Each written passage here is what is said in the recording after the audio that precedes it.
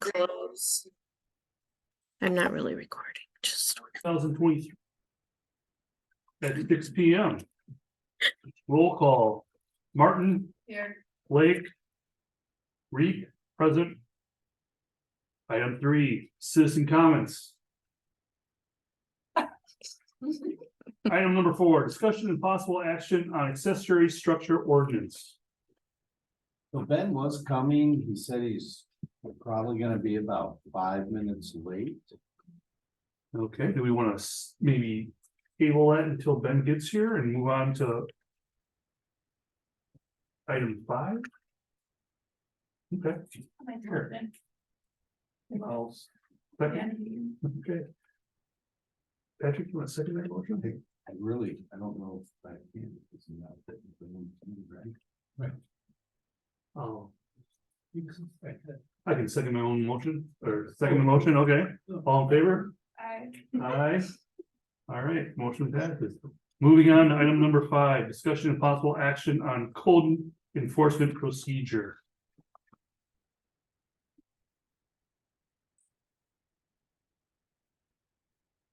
Do you wanna? Sure. Briefly. We had a working group that consisted of the building inspector, myself, Ben, and your village president to look at the development of a protocol procedure for the handling of code violations. And we decided on the format that was presented to the Plan Commission recently at its last meeting. And it basically contemplates the possibility that citizens can file a complaint off of the website. The complaint would then be evaluated by the police department and the building inspector. The police department is also a participant in the process. And priority would be given to complaints that had to do with health, safety, and welfare issues. And people had to sign their names to the complaints, of course. And then a series of overtures would occur in that the building inspector and, if necessary, the police chief would visit the place that was complained about, reach out to the property owner, and try to educate the property owner about the requirements of the ordinance and the nature of the violation, and work out a reasonable timetable for correction. And this would be documented on a spreadsheet that the people who were participants in this working group would be able to update. And after an initial time had passed, there would be one follow-up. If the follow-up disclosed that there was non-compliance or insufficient compliance, again, an effort would be made to communicate with the property owner, explain the deficiencies, and this would also be documented in a firm letter, basically giving a drop dead deadline, if you will. If at the end of that last deadline, there was a lack of compliance, there would be a referral to the Plan Commission if in fact the matter was something that could more appropriately be handled by the municipal judge through the imposition of a fine, as opposed to some kind of an injunctive order. Ordering, for example, the cease and desist of certain activity, or the affirmative taking of action. And the property owner would be given notice of that meeting And the plan commission members would informally try to impress upon the property owner the importance of compliance. Why that kind of deficiency is unacceptable. And if there is no indication by the property owner or non-appearance, there's no obligation to appear. The ordinance amendment that we're contemplating basically enables the plan commission to make the referral to the village attorney for prosecution in municipal court. The current ordinance requires that any kind of prosecution for code enforcement needs to have the blessing of the village board. The amendment that has been circulated to you contemplates a referral to the village board without going to the plan commission in those instances where there is the need on the part of the staff, including our office, for us to take action going to the circuit court. And the reason for that referral to the village board is that the initiation of a prosecution in circuit court will take much longer, will be more expensive, but will be a remedy that will be pursued if it is believed that just the mere imposition of a fine in municipal court will not bring the property into compliance. Now, we have had situations where we prosecuted people and they've corrected a problem, but then another problem has cropped up and we've initiated another municipal court prosecution. Our goal is basically to achieve compliance with our code as opposed to trying to generate revenue, because it is expensive to pursue the matters. For example, the building inspectors, his basic contract provides for his compensation to come from two sources. The first source, which is the larger source, are the building permits. He gets a percentage of the building permits that people pay the fee for. In cases of code enforcement, the village has an obligation to compensate the building inspector at the rate of $75 an hour. And quite frankly, I don't think that that is the kind of activity that the building inspector relishes any more than I think most police officers. They don't relish the idea of taking somebody into custody or issuing a serious traffic ticket with a heavy fine. So essentially the change is to break off the routing of these complaints when they have reached the point of impasse and enforcement action has to be taken in court.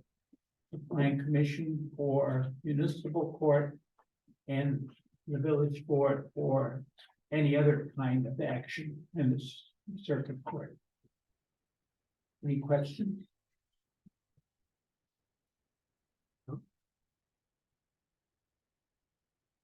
So exactly, was it just a line item that we had to change Yes. in verbiage? Okay. Yes. Because I was trying to look, I was trying to find it.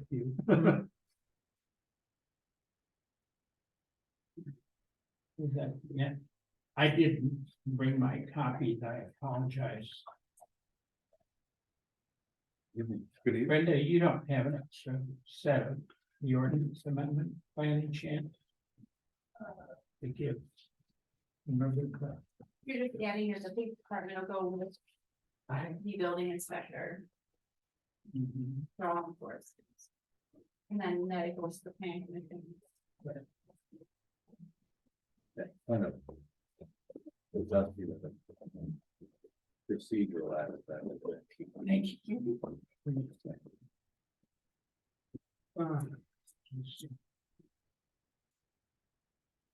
The relevant provision, currently the ordinance reads. Subsection C, 3C under 78-121. It currently reads, the authority.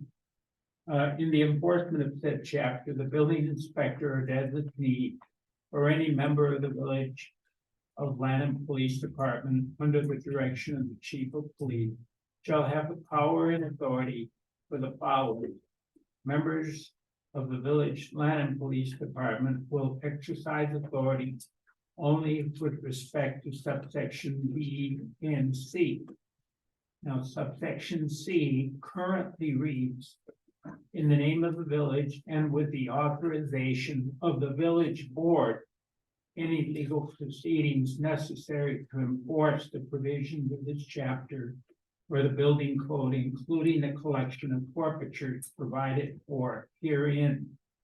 The new amended provision reads instead, in the name of the village and with the authorization of the Land and Plan Commission for municipal court prosecutions and with the authorization of the village board, commence any legal proceedings in courts of record of the circuit court necessary to enforce the provisions of this chapter or the building code, including the collection of forfeitures provided for herein. So it's a relatively minor change, but procedurally, it provides for the plan commission to get involved to try to do a little job owning, if you will, if the matter comes before them. And also, it makes it clear that if it goes to the village board, the request is being made for financial commitment on the part of the village, rather than just simply being decided by the building inspector and the police department or staff for that. Yeah.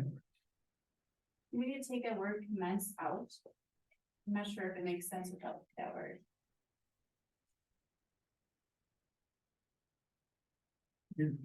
And subsection C. On the second page.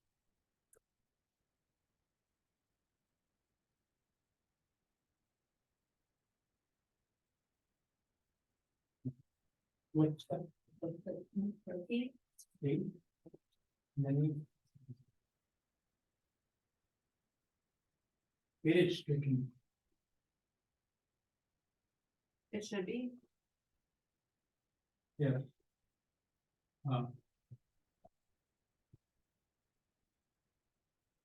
You have a copy of it, Amy? 'Cause I don't. Okay.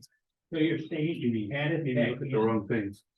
I was saying edit back in. I don't have Yeah. another copy. You want my copy? No, Yeah.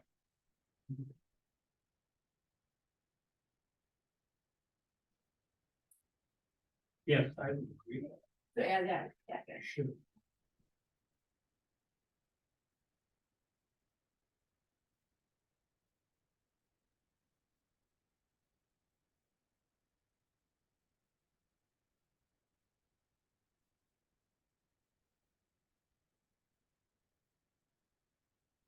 The other handout materials were samples of the form letters that would be sent out, as well as a explanation of the violation enforcement procedure.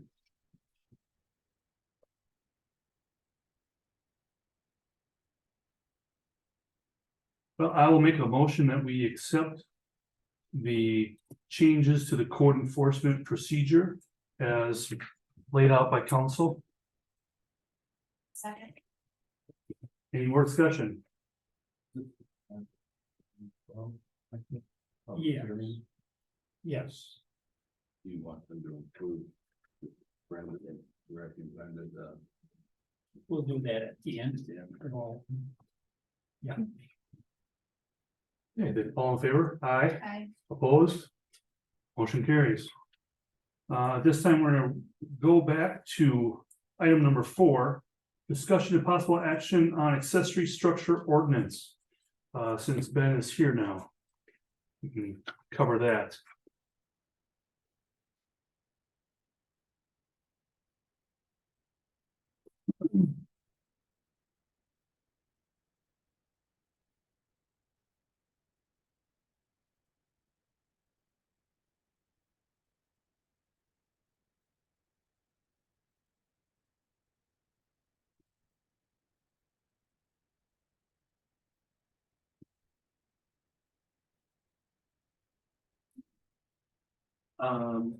How much of a background would you like on this? Like, quick note version? So Cliff Notes, this would be for properties that have an attached garage already. Actually, nothing changes. We can still have 2 accessory structures up to 800 square feet.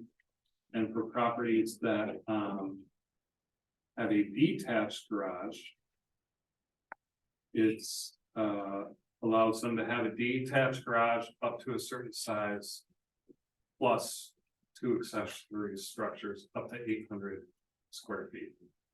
So if you have a detached garage, you get to have a total of 3 accessory structures.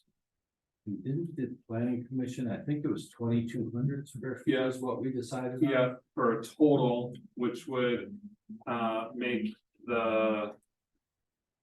So it's a little bit nuanced in that the ordinance says only one of the accessory structures can be over 800 square feet. Right. And that one therefore could be up to 1,400, and then the other 2 smaller ones could total 800. And then the plan commission also, we had suggested that the date of construction was irrelevant, and the plan commission wanted this to apply to any structure constructed, I believe it was 2020 or prior.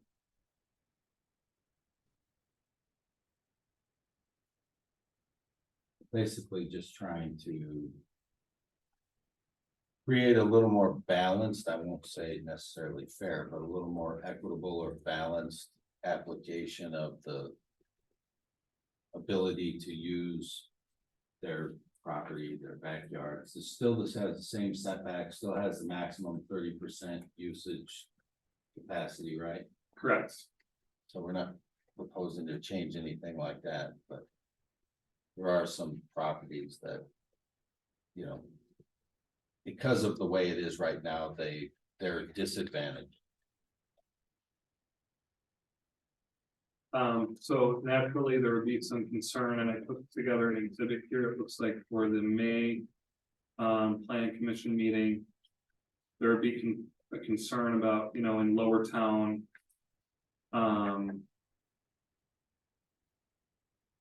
What does this mean as far as everyone's backyard's just going to turn into a rooftop?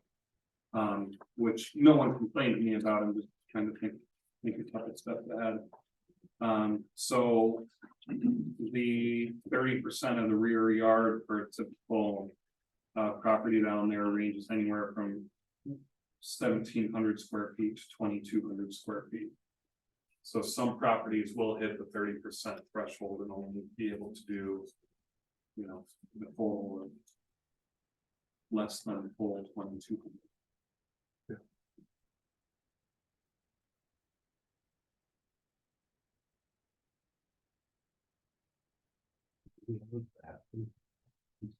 We have the draft I had in an email. Hector, I don't know if your office is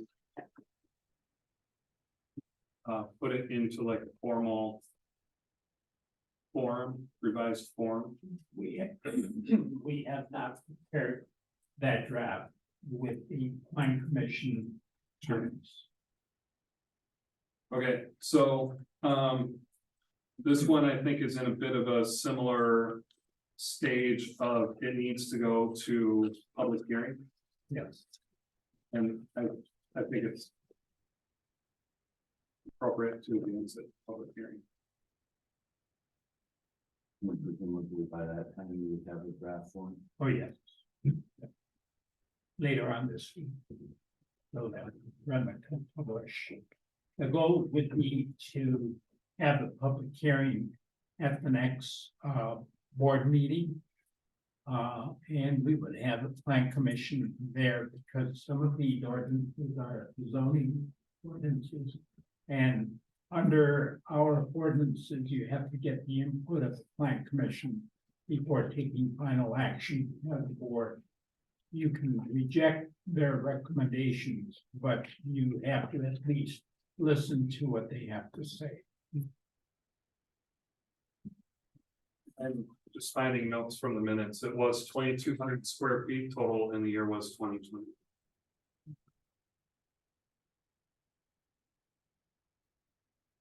If it's of any benefit to read the proposed revision, I can. It's just a few lines. Sure, go ahead. Okay, so this applies to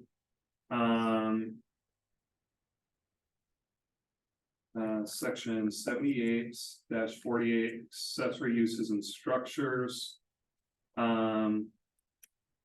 Sub 2 is size and location.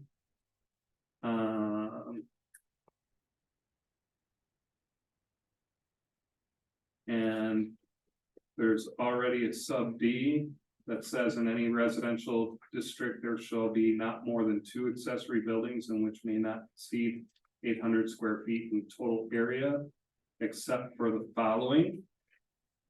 Now, 1 and 2 already exist, and I'll read those. Not proposing any change. 1, on parcels of 10 acres or more, the accessory building may exceed the above limits when used solely for agricultural purposes. And subject to review and approval of the plan commission.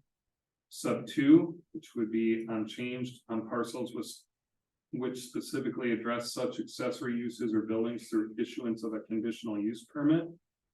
And that's kind of what precipitated this whole thing, is some people were asking how they could get around this, and we just decided that it's probably time to revise the whole ordinance rather than make individual property owners go through the conditional use process. So sub 3, an exemption, this is what the proposed change is. There was no sub 3, we're suggesting adding a sub 3.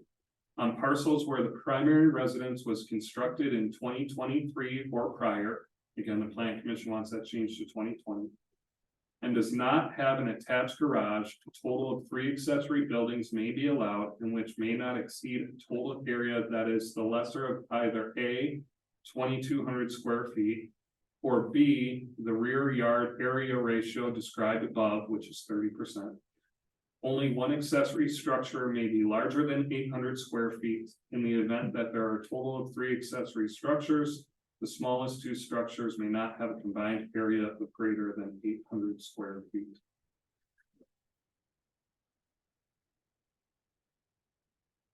So again, that's an attempt to effectually give all single family residences the opportunity to have a 2 or 3 car garage or whatever, plus have 2 accessory structures besides that are up to 800 square feet. What was the reasoning for 2020? Honestly, I do not know. My reasoning or my suggestion of 2023 is, in reality, any new home constructed in 2023 or after would probably not have a detached garage, right? And so you could go back in time and try to pick a year where, okay, when was the last single family home with a detached garage built in Lannon?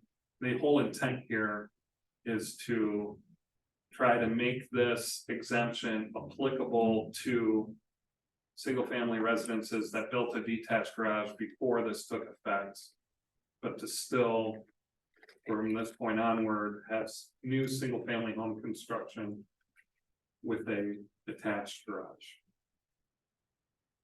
So I'm not sure the reasoning for going from 2020 to 2023. You could even argue that the year doesn't necessarily matter at all. That if someone today wanted to build, because of the layout of the lot, if they wanted to build a property with a detached garage, probably like some of the examples on Lannon Road, where some of the lots are narrower and deeper, it's easier to get a detached garage on the property perhaps than a attached garage. So. I'm not sure how many similar such lots remain in the village, where it might just make more sense to do a detached garage, but. Yeah, you could argue that maybe. The year is not relevant. So right now, do we just wanna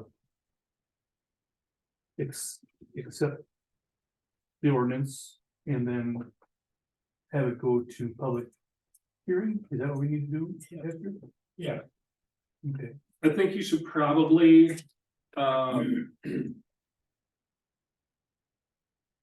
address the proposed revisions by the plan commission of the 2,200 square feet in a year. If you want to do something different with the year or suggest, because process here is it'll go to public hearing, it'll go back to plan commission because it's a zoning ordinance, and then it'll go to board. The legislative committee want to make a different recommendation related to the year. Ian, how do you feel about the year thing? You kind of brought it up, I didn't know if that was, I didn't know what was the significance of it, just because, like you said, it doesn't really matter. If Mhm. it's a detached building, it's detached. right, And I know like on the back streets, there's some renovations made.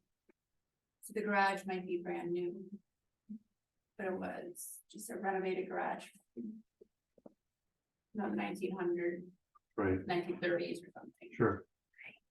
Do you want to change that to make it 2023? I think we should make it Or- 2023 just because that's when the ordinance is gonna pass. Okay. The only other scenario that's jogging through my mind is when the Schultz property. That's now part of Whispering Ridge Estates. There was that big metal structure there that ended up being torn down. I took a number of calls on that property and people wanted to know if they could call that their garage and build a house on it. And we told them, no, not unless you attach it, and to attach it is virtually impossible because of building codes and stuff like that.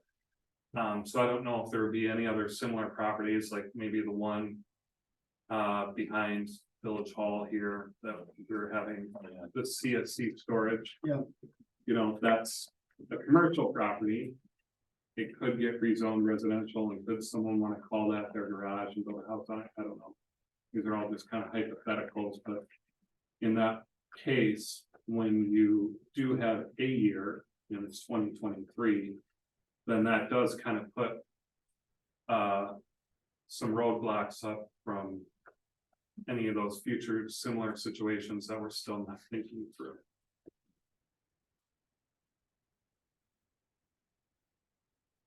So are you Yeah, suggesting that we don't? put it? No, I'm Or- just thinking out loud that it's probably a good idea to have a year and to have it be 2023, Okay, and that if this comes up. If someone wants to buy a parcel that just has a pole shed and call it their garage.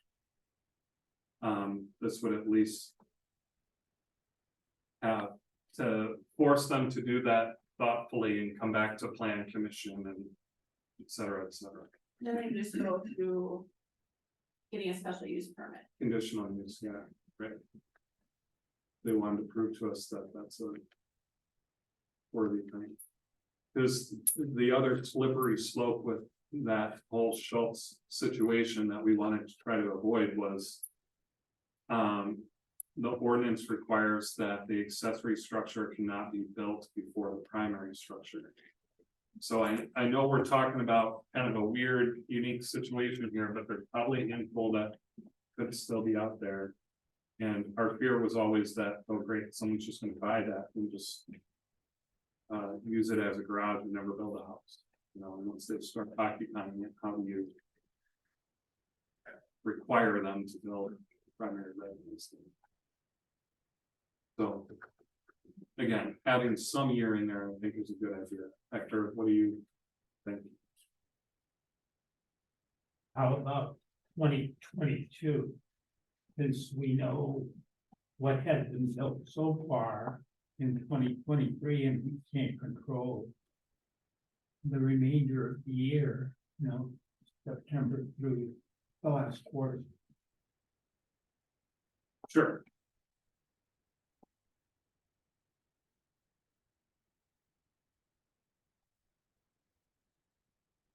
In the motion, and I'll second it. I'll make a motion to adapt the accessory structure ordinance with the provisions made from the plan commission.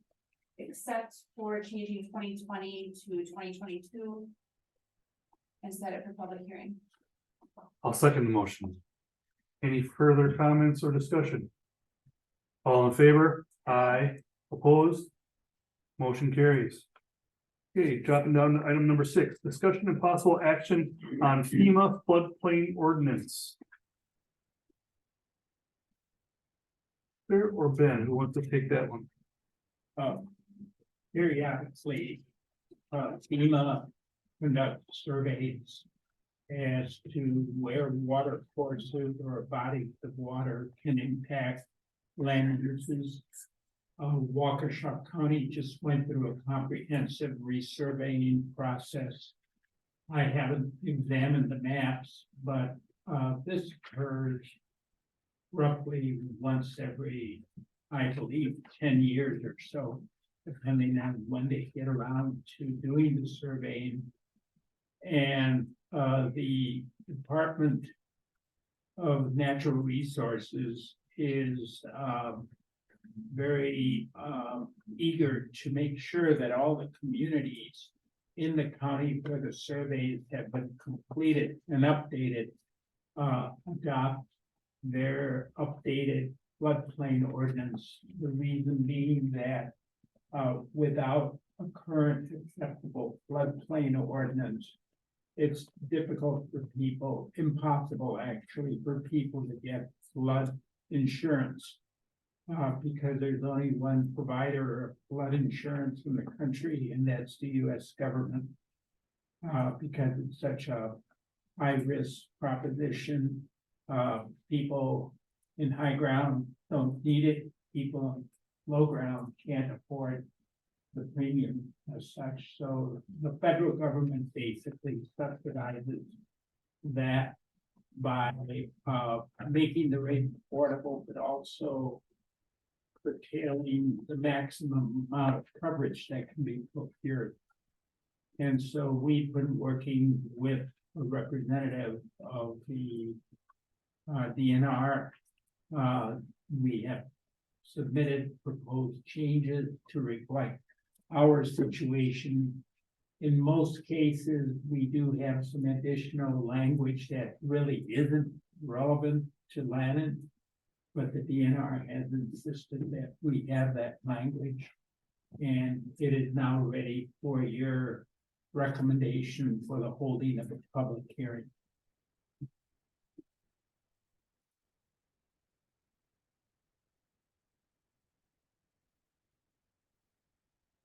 Then I'll make a motion that we accept the floodplain ordinance for the village of Lannon and hold a public hearing. Second. Motion first and second, any more discussion? All in favor? Aye. Opposed? Motion carries. Item number 7, discussion and possible action on sign ordinance amendment.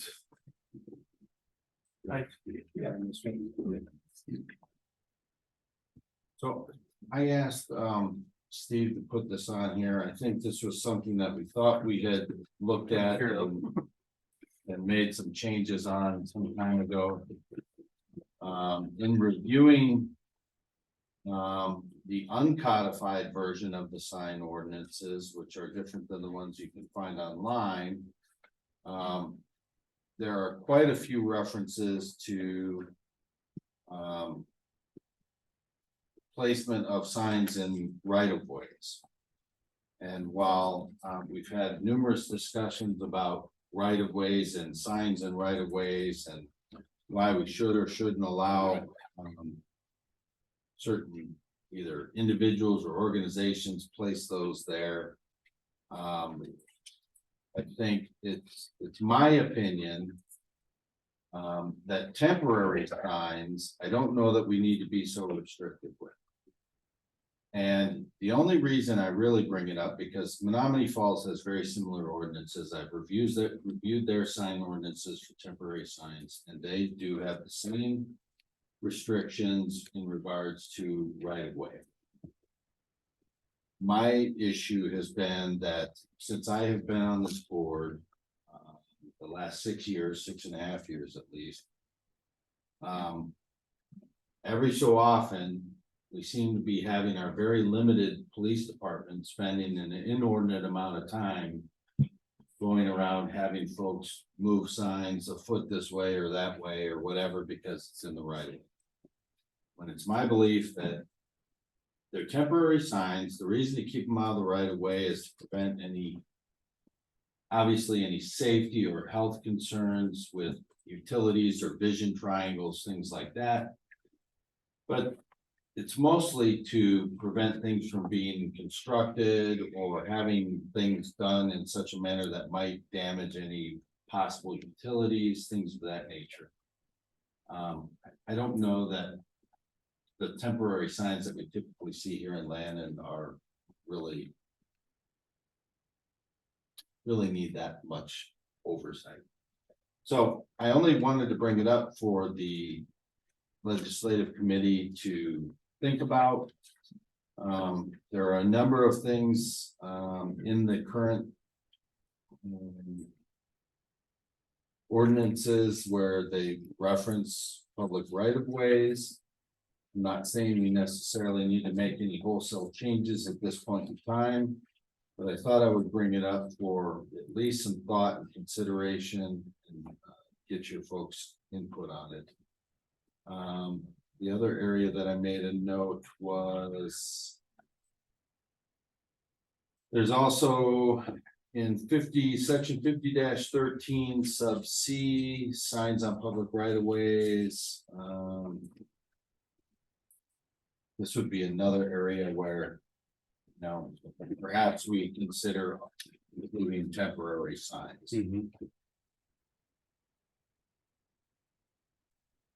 Or the other option is we, you know, suppose we can simply direct less enforcement, but I don't know that that sets a good precedent either.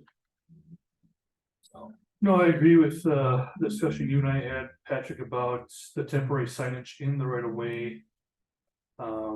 That as long as the person or organization who is putting that sign in the right of way has either the business owner's permission or the resident owner permission, they should be able to do it, since the temporary signs are just that, temporary, and the majority of it is things such as rummage sale, political or local community event type signage. So, you know, the majority of that stuff is small as of the size of the sign, and like you said, it's temporary, anything from a couple days to a couple weeks. So I agree with you in regards to making those changes. I think we also had a discussion that what is online on the village website was what was the previous, and that's how we wanted it to read. If I'm not mistaken, when we looked at those, when you and I discussed that, and I kind of sent you those screenshots of that ordinance. Do we want to instruct council to modify it to that, to the way it is on the website right now, or how do we go about making those handful of changes that we had discussed? Well, I think you heard my position on this previously. But for the sake of those who haven't, there was a very unfortunate U.S. Supreme Court decision that was authored by Justice Thomas. And basically, it involved a temporary sign that was put out by a religiously oriented group that was organized to the point that they had regular meetings but they didn't have any facilities, so periodically they would rent from week to week. Either a vacant storefront or part of a public facility that was available to citizens. And in anticipation of the holding of that service, they, the night before, would go out and put out a temporary sign indicating the location of the gatherings. And essentially, the Supreme Court said that if you have to look at the message on the sign in order to regulate it, you can't do it. But at the same time, the Supreme Court said that the municipality, as trustee, if you will, of the public right-of-ways, could uniformly bar the use of the right-of-ways for signage purposes to avoid getting into the quagmire of basically deciding whether this kind of sign is permissible or not.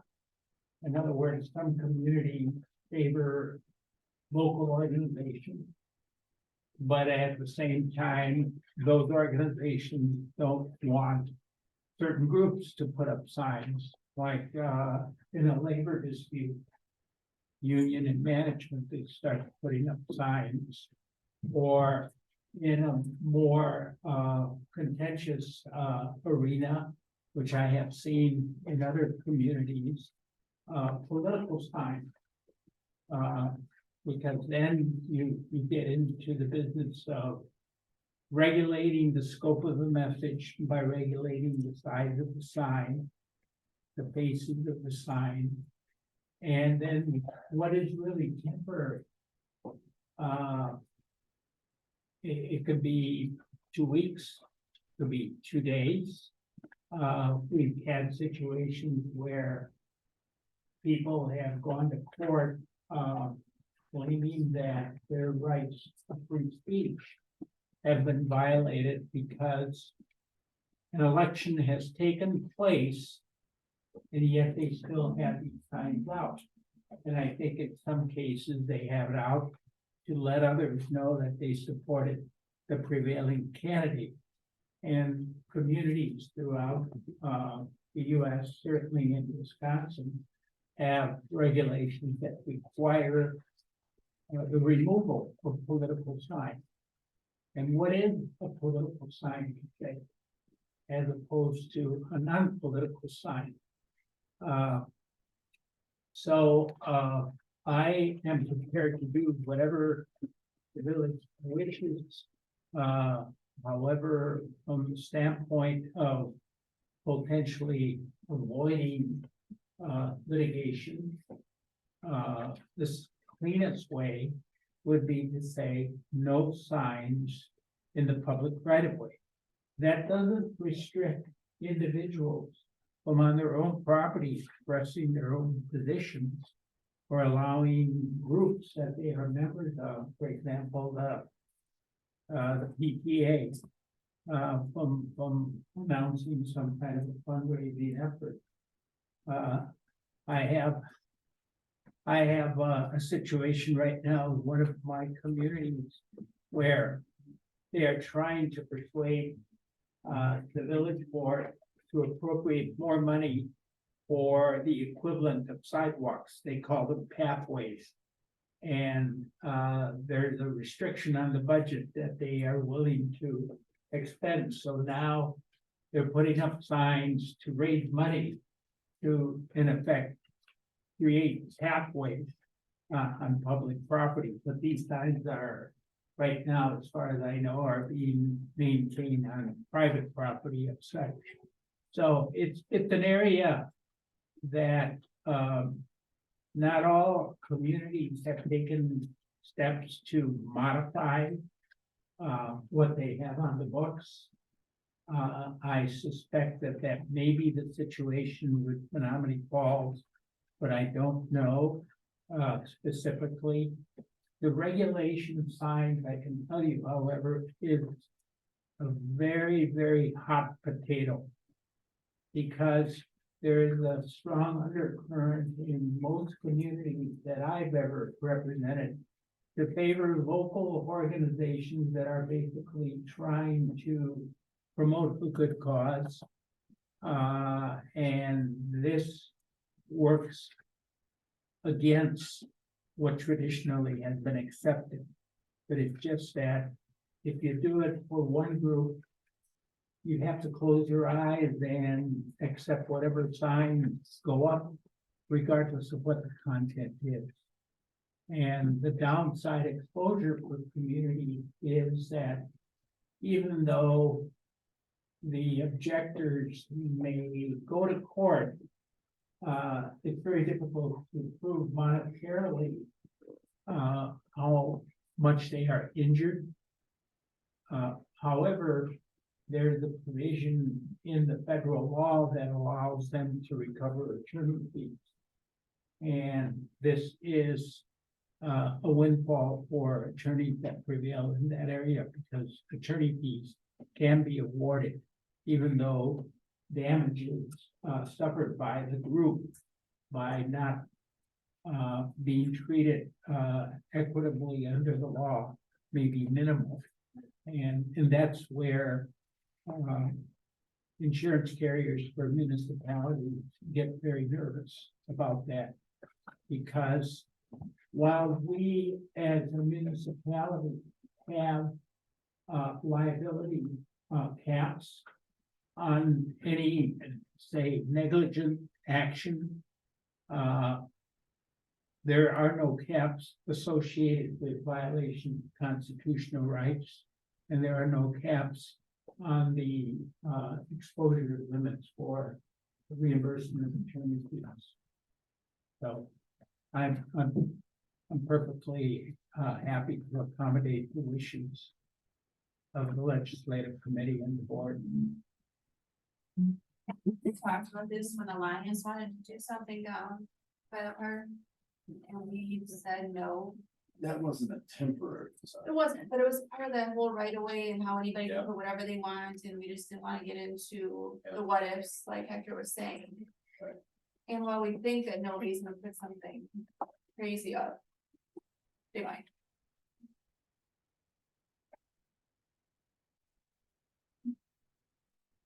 I agree, but I also agree with what Patrick said, that, you know, the waste of police resources, having them go around all the time, having people move their sign a foot over, 3 inches over, because, you know, I mean, that's just a waste of time for our temporary sign that's gonna be down in a week or two also, I agree. you know. So, Maybe that's just a pain that they have to deal with to you know, feel protected the rest of the time.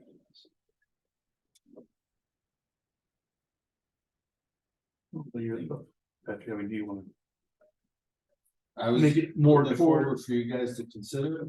I mean, I would consider it. I mean, I'm just trying to get, you know, some input of what, I mean, I agree. I'd be in favor of changing it, but I also can see the point of view of Hector, you know, with an Amy I saying, just don't have any problem with them. Right, doing the something- thing myself, right, but something could happen 5 or 10 years down the road that we can't foresee.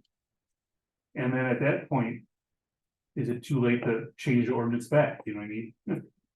That- Well, maybe we just went some more discussion to it, maybe we can. Table it. And, okay, I'll make a motion to table item number 7, sign ordinance amendment. I'll second that.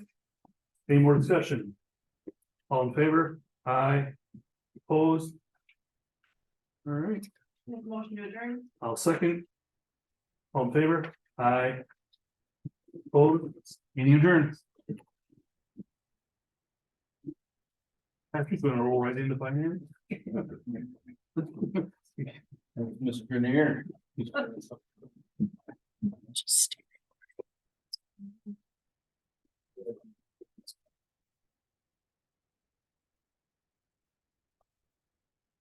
Rob, you have to go and she can give us a friend. That's her a copy of that. Yeah.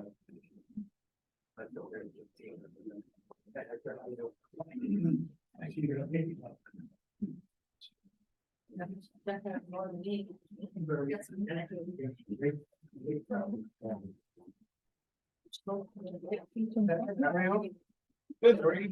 I'm good, I'm good. Couple things.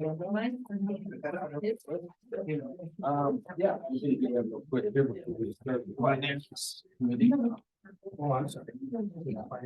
Yeah, regular meetings at 7. Yep. We have 10 minutes. Committee. Just with him. We're gonna squeeze that in real quick. Yeah.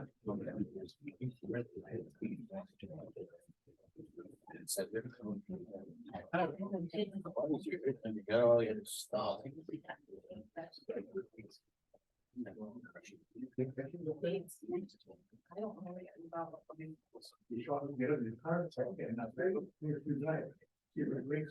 Yeah.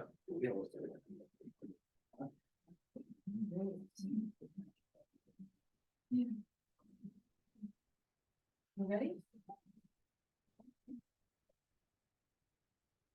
Good evening, everyone.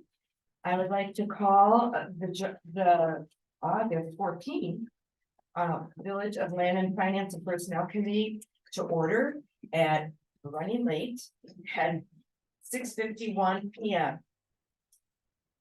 Grenier, here, Yates, Here.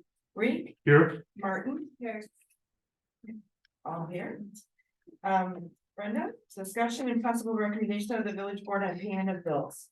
So I handed out 2 reports. These are new reports from the new accounting system, from reports. So one is a quick report, kind of gives you just the rundown of who the bills are to, what the amount is. The other one breaks it down more into what account, things like that. So let's look it over, but which view you would like me to proceed with in the meetings, but as far as actual bills, I think a lot of them are pretty much routine ones.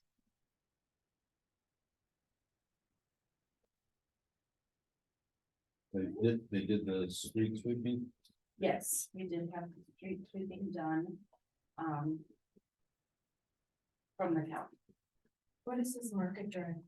Market Drive is the assessment. Okay.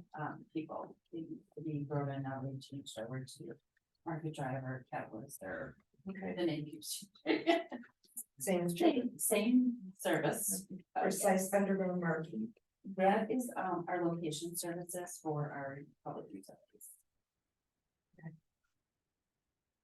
And I noticed we have 2 meter services, one for Midwest and one for Badger. So Badger is the one that provides like the cellular signal and it's like a monthly service that we pay for those cellular meters. Depending on how much you have. And Midwest. Midwest is, they provide the actual. Okay.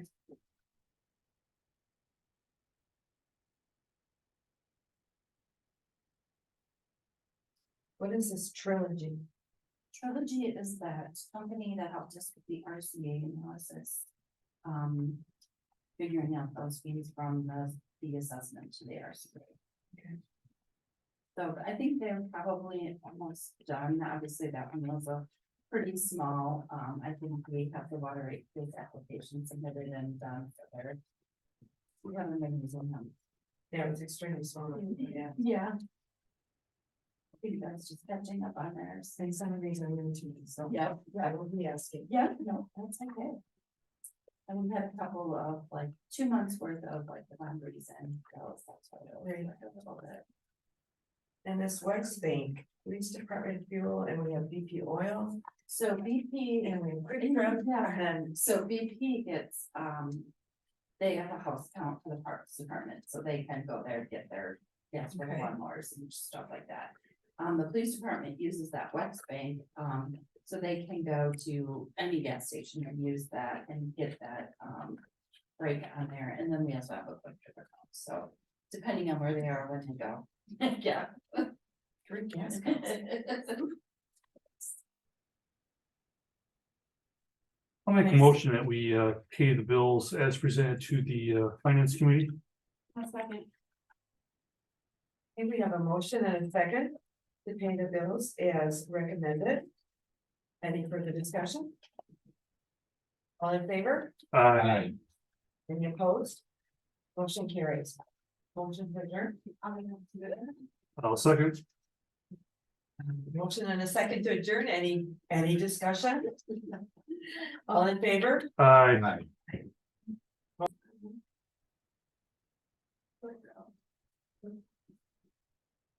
Good evening, everyone. I'd like to call the August 14th, 2023 Village of Lannon Board Meeting to order at 7 p.m.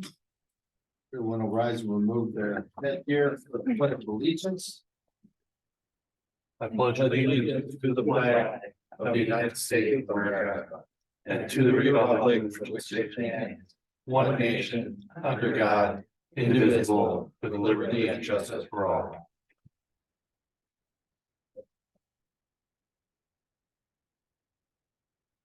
Item 3, roll call. Calatola Roby. Grenier. Here. Lake is absent. Martin. Here. Nellis. Absent. Reek Here. and Yates is present. Brendan, did we hear that Ron was not gonna be here? I did not hear anything. I thought he was out of town and was going to be back for the meeting, but I did not. Item 4, statement of public notice. It's been posted. Item 5, discussion of possible action on the reading correction and approval of the minutes from the 7/10/23 village board meeting.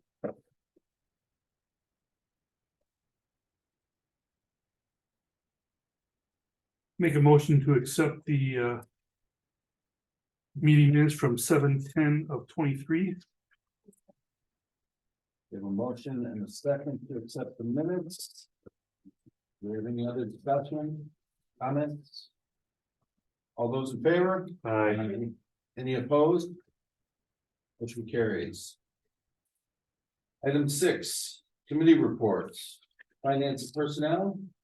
We'll cover it on item 16. Thank you. Legislative. We have a agenda item number 10. And that's it for us right now. Thank you. Item C, parks and recreation beautification. Public safety. I can say that Chief Washington from the Miami Falls Fire Department has resigned. There is an interim chief until December. There are hiring, so if you're qualified, apply. And that's about it. Thank you. Public Works, Recycling, Sewer. One is not here. Corey, I have nothing at this time. thank you. Department reports, clerk's office. We are working on changing over our accounting software. And you know, we did our utility billing earlier in the year. We're getting that pretty well straightened away and are in the process of getting the accounting stuff entered and up to date. So hopefully within the next month, that will be live and going. We also have a public hearing for the water rate case on August 23rd. That is at 10 a.m. I do have it noticed on the board and website. It's not an in-person meeting, but it's more like a Zoom public hearing. So there are ways to get comments to them, to us for that meeting. And that is all I have. Okay, thank you, Brenda. If we could make sure we get that posted on the website. too. It is already on. Yep. And the civic ready alert, make sure it's Yeah. people know that that's available. Police department, chief. aside from what's on the crime summary, the only noteworthy activity recently, was this past weekend, Saturday night, after midnight, there was a fatal accident. On Sullivan and Main Street. The car wound up in Menominee Falls, but it left the lane of traffic inland, so it's considered to be inland. Not a lot of details on what happened there. It's a one-car accident. Possibly someone fell asleep at the wheel or something, we don't know yet. That's all I have. Thank you, Chief.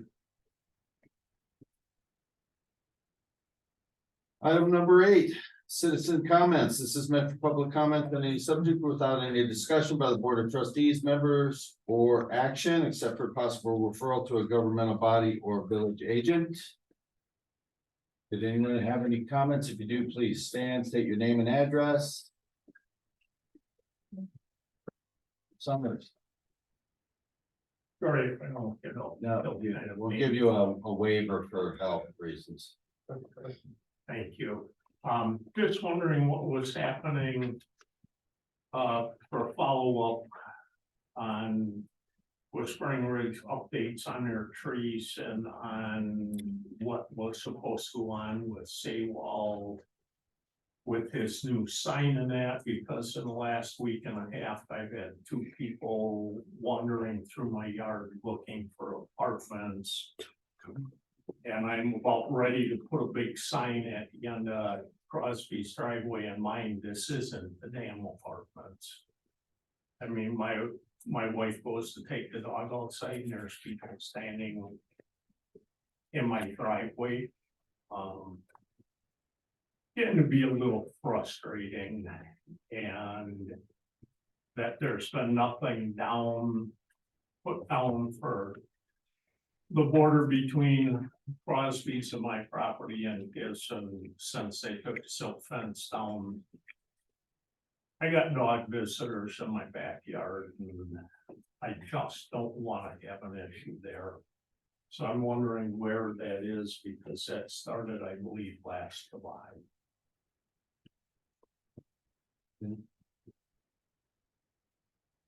Thank you. Any other citizen comments? I'm Jeffrey Model. I've lived in this area and owned for 36 years, 20673 West Forest Drive. In the last 33 years, we maybe lost power maybe twice in the last 3 years. It's brought to my attention, and maybe someone can confirm this, that we got hooked up to Sussex electrical grid. In the last 3 years, we lost the power countless times, lost food. More recently, July 28th, for 37 hours. So can anybody confirm that we are hooked up to the Sussex grid? Anything being done about it? And we're fed from Sussex now, since they replaced all the wires on Town Line Road. But it's still back at the Menominee Falls also. So, unbeknownst to you, most of you on the board, when the roads were tore up to install the water, a truck driver by the name of Roger Hoffman knocked on my mailbox. I shared it with Mike Silvernagel. And someone on the village, might have been Tom, the previous president, said, don't worry about it, we'll take care of it. Mike received a new mailbox, but the stake itself was never corrected. It's still wobbly, and the T-bar is still wobbly. So now, on June 14th, Hartford Landscaping comes in and dug up my entire front yard and my neighbors. But the stabilization of that post was never taken care of, and it's lowered by 8 inches. So it needs maybe a concrete base. The T-bar needs to be taken care of. And I'd like the village to step up and take care of it, because it was promised to me that you would do that initially when the road was the water in.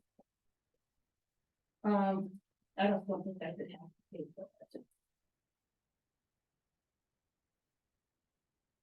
And when someone comes or is going to fix it, I'd like to be notified and more communication as to when and what that will be. The clerks have my phone number, you can call. On June 14th, in Hartford Landscaping tore up my front yard on the road 6 feet to 8 inches in for a slope to take care of the ponding we have on my street, my home and my neighbors, Jeff Lane. Still have some ponding. The rain today, float boats out there. When they were working on the yard, I expressed to what appeared to be the person in charge that there wasn't enough dirt, and I was told I'm doing what I was told to do, but that's what happened the last time when the engineering firm designed the roads and the landscaping. They did what the outfit from Two Rivers did what they were told to do. And I don't blame that outfit from Two Rivers as to how the front of my property looks. But I would like to know what, if anything's gonna be done. I don't have grass, I have weeds.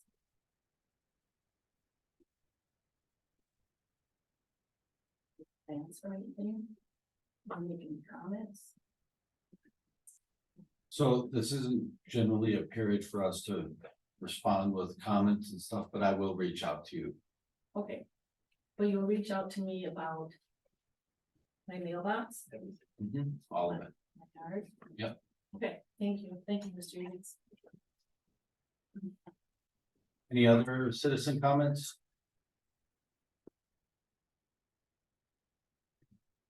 Item 9, discussion of possible action regarding financial management plan informational update by Ellers Inc.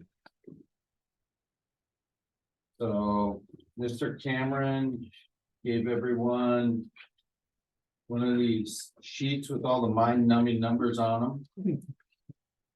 And now he will attempt to Don't worry, I'll make sense of it all. translate them and distill them down into terms Sure. we can digest. Good evening, everybody. I'm John Cameron. I'm a municipal advisor with Ellers, and the agenda item that you have on for this evening is really the first of at least two parts in terms of kind of updating and providing a financial management plan to the village. The first part that we're going to talk about tonight is just an overview of the village's what we would consider to be base case. So your existing debt profile in terms of your outstanding general obligation debt, how much of that debt gets carried by the property tax levy versus the two tax incremental finance districts, and then where the village currently is before we talk about any new debt or new projects in terms of its outstanding general obligation debt capacity, and we'll talk about that too. But before we kind of get into that, the first item to talk about when you talk about the existing debt profile and total general obligation debt capacity is where you're at in terms of equalized value. So as I dive into the mind-numbing numbers, just want to make sure, number one, everyone's got a copy of the handout. I do have two extras. Just two hands off. Thank you. Share with your viewers. So the first page, table 1, is your existing and projected amounts of equalized value. Equalized value projections are updated in August by the Department of Revenue every year. So they actually just came out last week. So this is kind of hot off of the press. And when we talk about the concept of equalized value, really there's two different figures to talk about. There's what's called your TID-in equalized value, and that represents the full total equalized value of all property within the village. And where those numbers really come into play from a financing standpoint is what your total general obligation borrowing capacity is based on. So all municipalities in the state of Wisconsin have general obligation borrowing authority, and that is limited under the state constitution to no more than 5% of your total equalized value. So that TID-in equalized value, the total amount of taxable value, that is where that statistic ties to from a financing standpoint, yeah.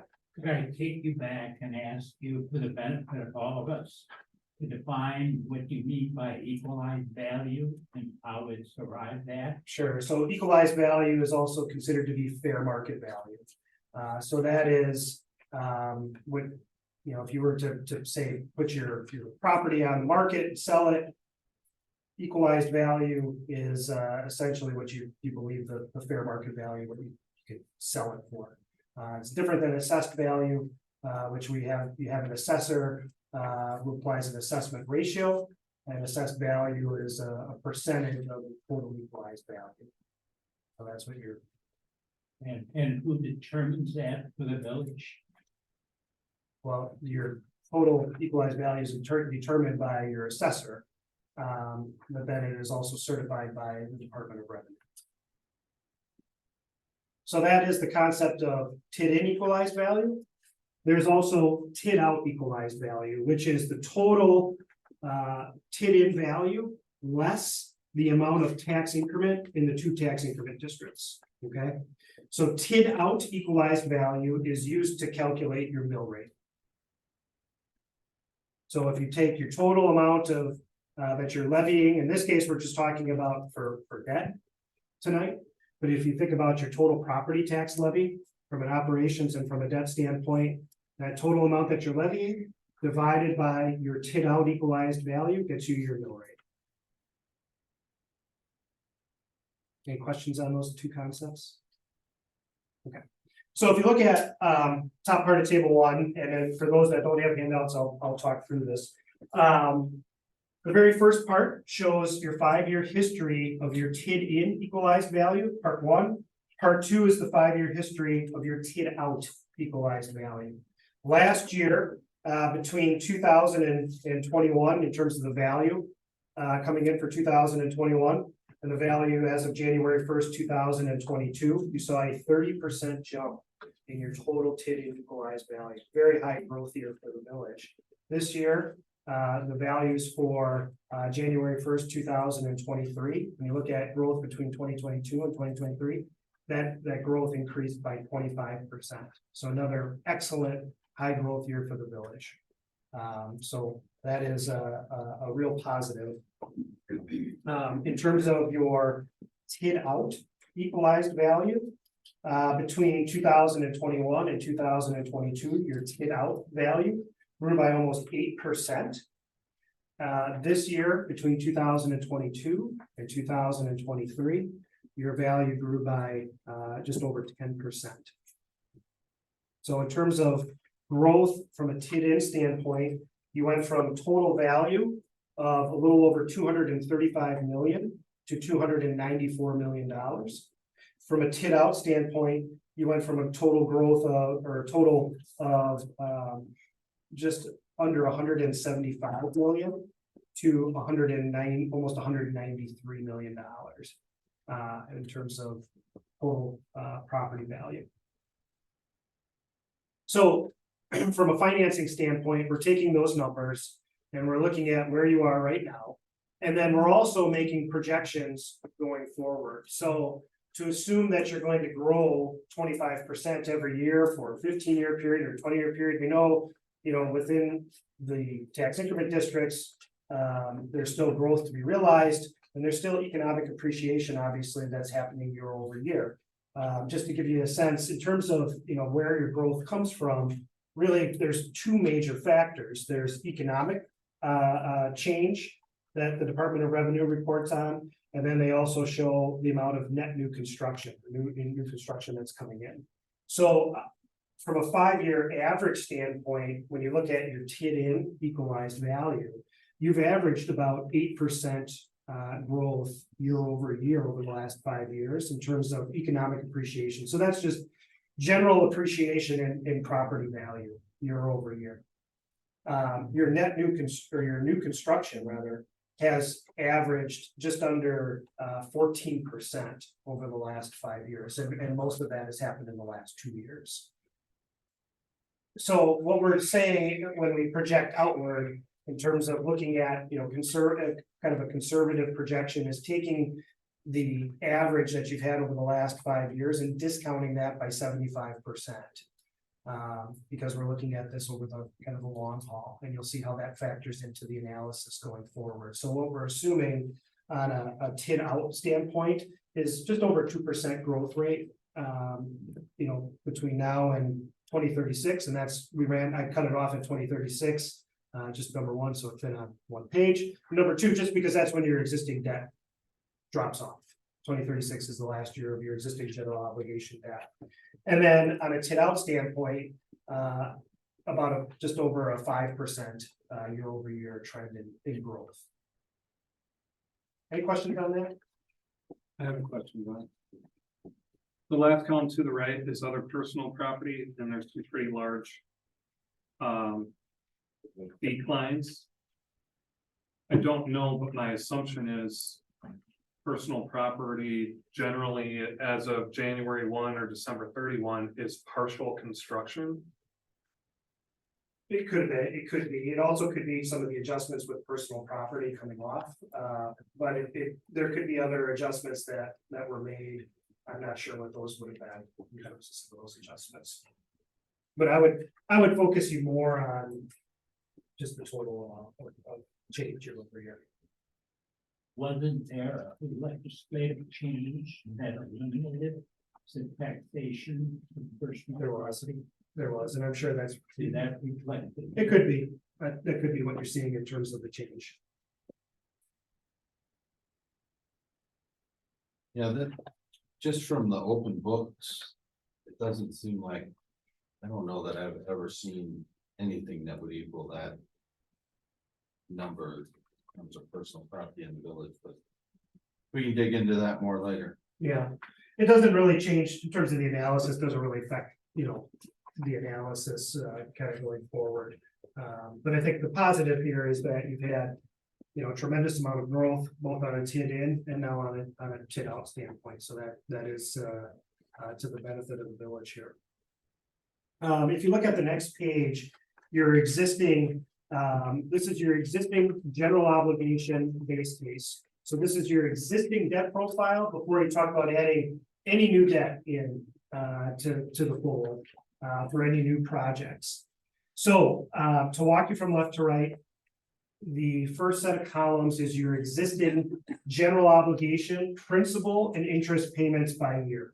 Okay, so in 2023, your total general obligation debt service payments were just under $450,000, $449,297, and they increase next year in 2024, primarily because of the state trust fund loan that was taken out just recently.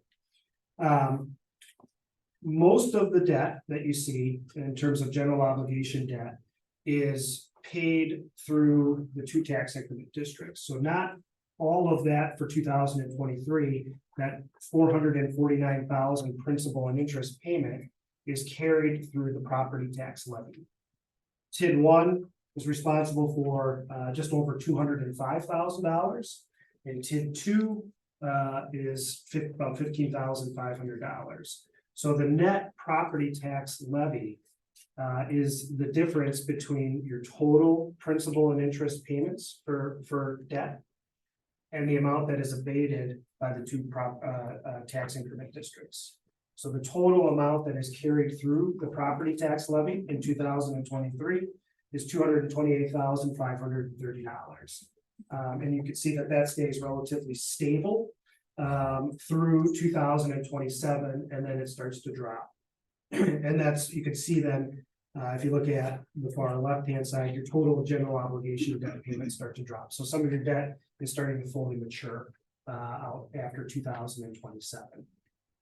So when you take the amount that is actually hitting the property tax levy and you're dividing it by your TID out equalized value, you get your tax rate for debt that is carried through the property tax levy. So in 2023, your tax rate for debt was $1.31. That starts to decline in 2024 and stays rather stable for the next couple of years. and then really starts to drop. And again, that's going to change year over year, depending on where your equalized value comes in relative to what we're projecting. Does that make sense? Okay, so the last thing on this table that I'll call your attention to is, if you look at annual taxes for a property valued at $300,000.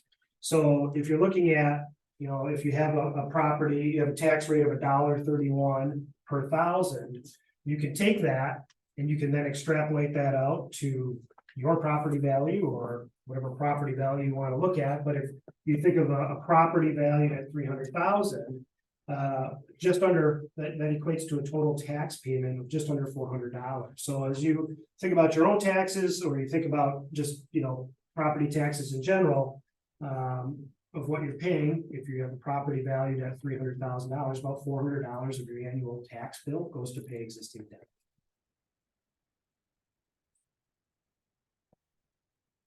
Any questions on that?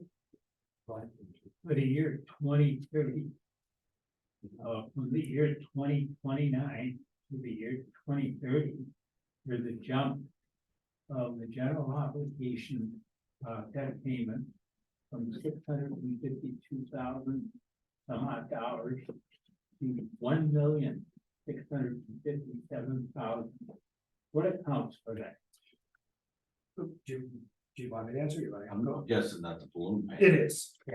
There's you have debt that has a balloon payment at the end.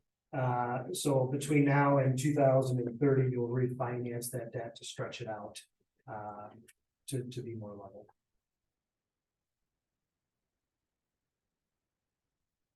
Any other questions on this page? Does that make sense to everybody?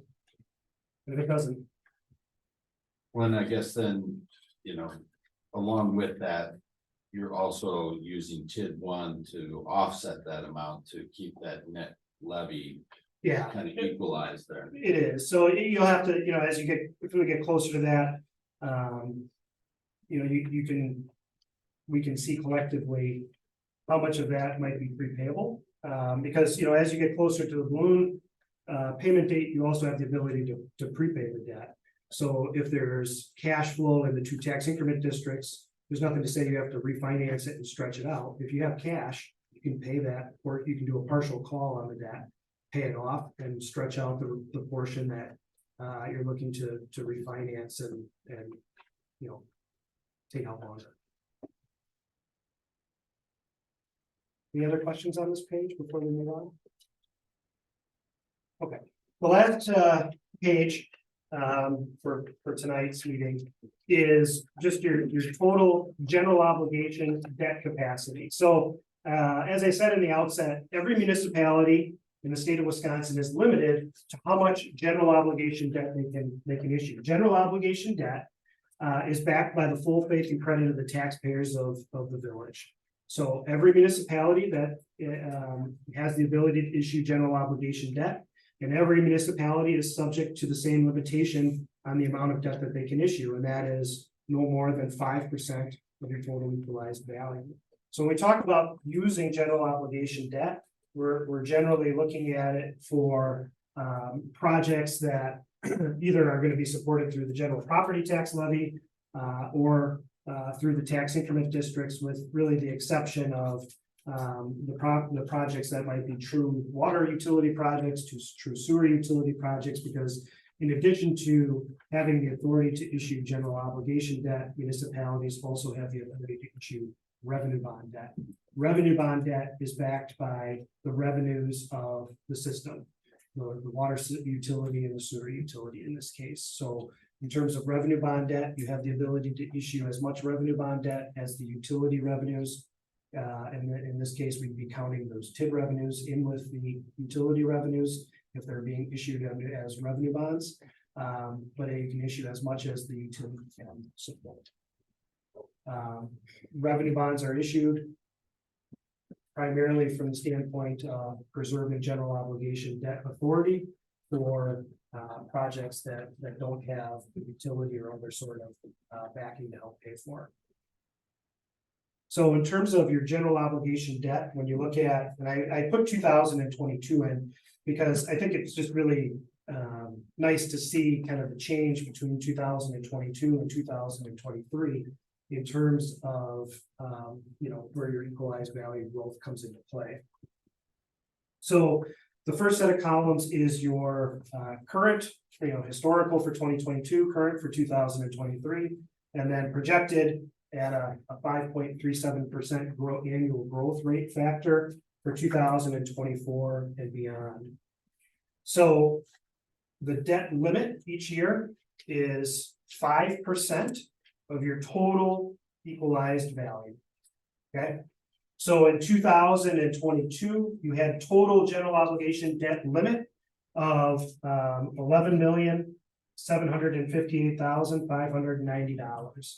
When you look at your new equalized value numbers for 2023, 5% of that number is $14,701,015.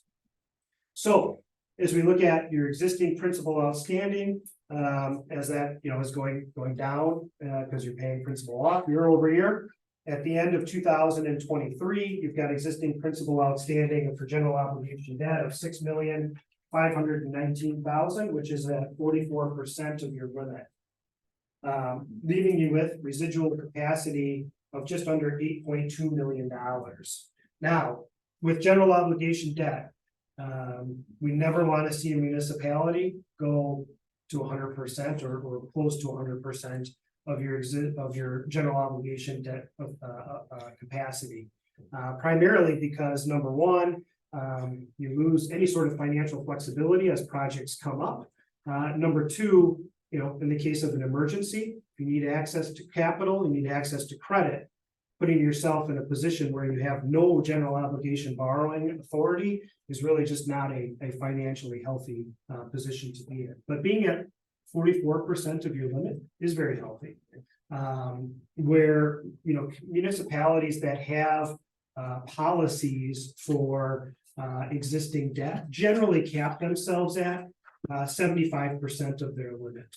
So, or instead of 5% of your total equalized value, 4% of your total equalized value. That's kind of a general rule of thumb.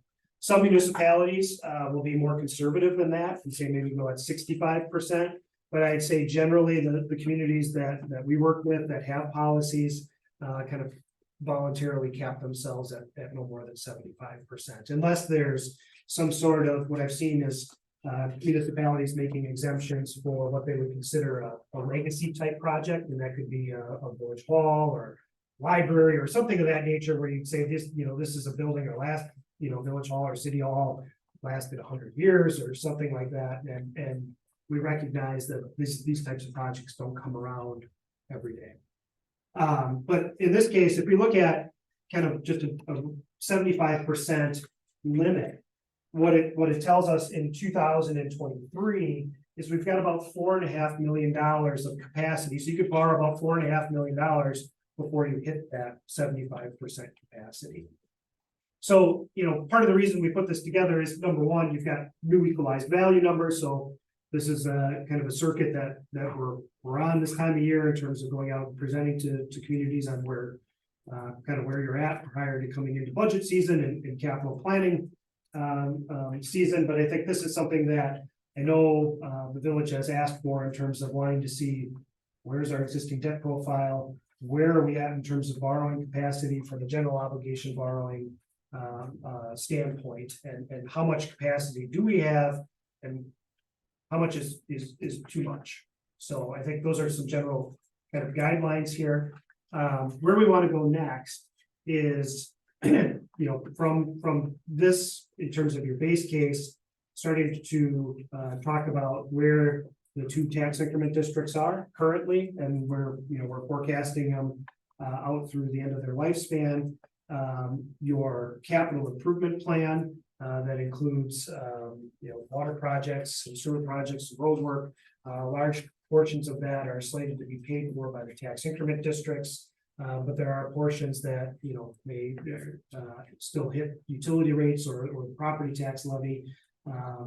So kind of bringing it all together in terms of looking at, from a planning standpoint, where are you headed with the two tax increment districts and with water and sewer utility.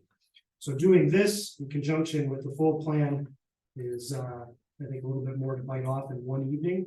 I know I've probably bored you enough with these mind-numbing numbers, but hopefully they, made sense in terms of just starting to think the picture of where you are currently before we talk about where you might be headed. Okay. Any questions for me? I think they're positive. They are, yeah. Well, you've had good growth. Yeah. We've had shows in terms of borrowing capacity as well as, you fit out, your valley group and how that affects the rate. Yeah, I think this was great. I really appreciate it so that some of our newer members can get some exposure to this as well. Historically, I think the board hasn't really gotten involved at this level with all of this stuff, but I think we've evolved to a point where there's a lot of big dollars floating around, a lot of big projects, and so I think the more that we can, as a group, wrap our heads around this and understand what their long-term impacts are to the community, I think that's important. So I'm looking forward to the next piece of it where we dig a little deeper. Yeah, and that's something we'll coordinate, in terms of when we want to hold that next. My recommendation, I mean, it can be during a regular meeting. But for a meeting like that, where we're going to dive into the tax increment districts, into utilities, into the, how it all comes together. A discussion like that could easily go an hour. So I think it's something to think about on your end in terms of if you want to take that up during a regular meeting. I know you've got committee night, prior to village board, do you want to try to take it, an hour ahead of time or at some, before a village board meeting, if you can, or not after, because everybody wants to get home after, but, I'll let you guys decide that and we can coordinate that, but, I would say probably within the next month, we'll be back. Excellent, thank you. Does anybody have any other questions for John at this point? Well, thank you very much for the time. Thank you.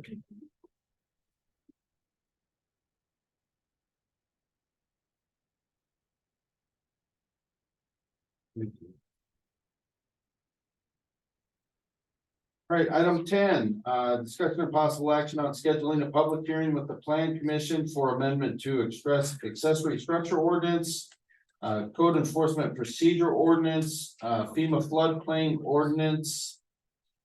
And those were the only three from the earlier legislative committee meeting. So, Hector, do you want to give us the general rundown of those three items for the benefit of the public?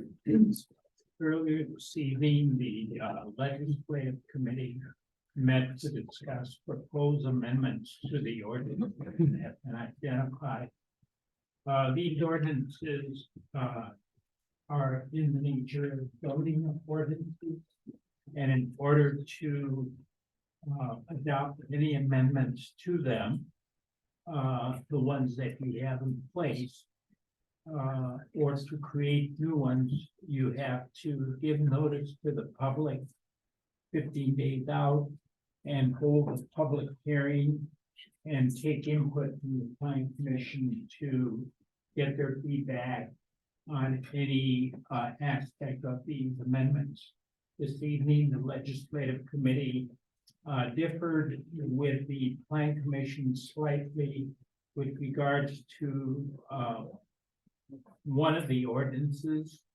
And so the structure ordinance.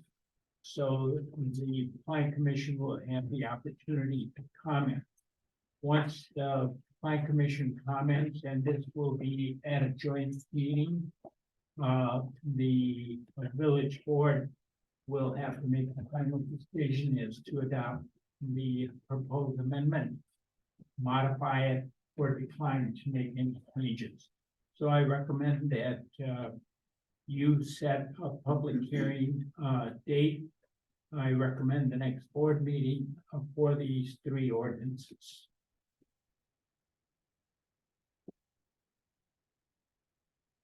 I'll make a motion that we have these 3 ordinances on for the next agenda for public hearing for the September meeting.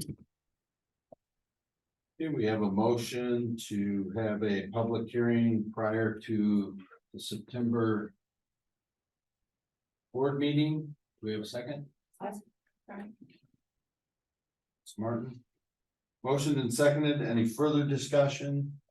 Any other questions? I think most of you were here to hear those that meeting. All those in favor? Aye. Any opposed? Motion carries.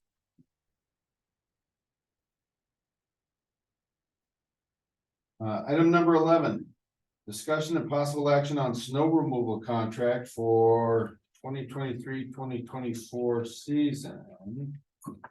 Did we only get 1 bid? Mr. Nellis only had given me one, sent me one. I know he's been talking to several different contractors, so I don't know if he Table? has the other ones, yeah, that I didn't get. Yeah, cause I'm surprised like the people who did ours didn't do another guy. Yeah, because DeAngelis did offer his contract to, for this next year, and there was somebody else he was talking to too, so.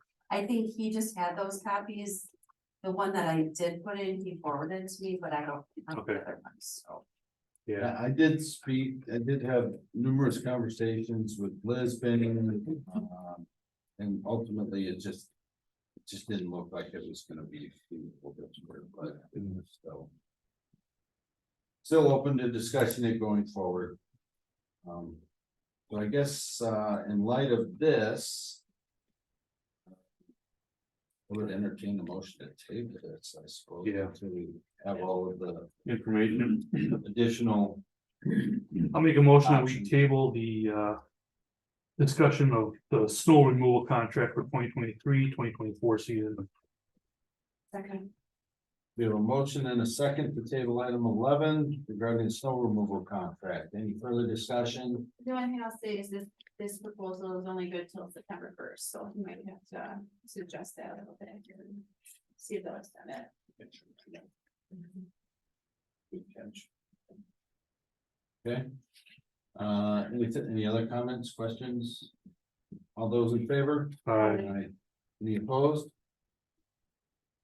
Carries. Item 12, discussion and possible action on quote for tree removal at Village Park. So unfortunately, both Colleen and Ron aren't here for this, but if you'll recall, I believe this is for, yep. So there's some trees right at the entrance to the park. A dead ash tree that needs to be removed, and I think they recommended removing the other one next to it as well. And then also grinding up the stump that's gigantic stump in the middle of the playground area. That seems to be like a bit of a hazard. So we've done some work with them before out here. And this was the bid that I guess he's putting forward. I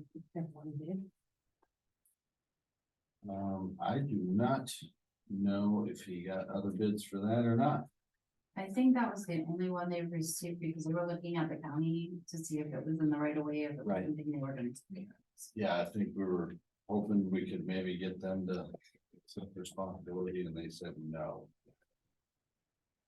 My only question is, on the certificate of insurance that they submitted. They showed workman's compensation policy, effective June 4th, 22 to June 4th, 23, that's outdated.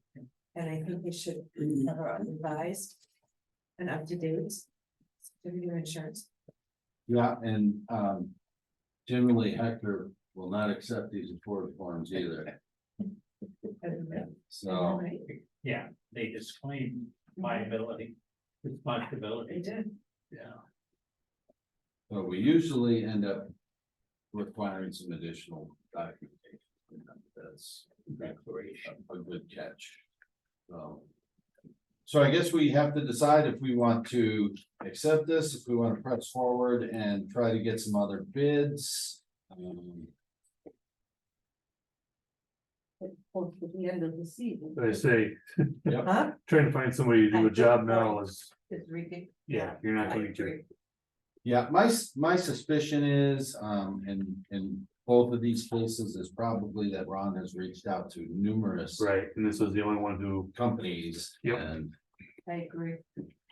I'll make a motion that we accept the quote from Cut and Go to remove the trees at the village park. I'll second. we have a motion and a second. Do we have any further discussion? I recommend that it be subject to the The insurance, delivery of appropriate evidence of insurance.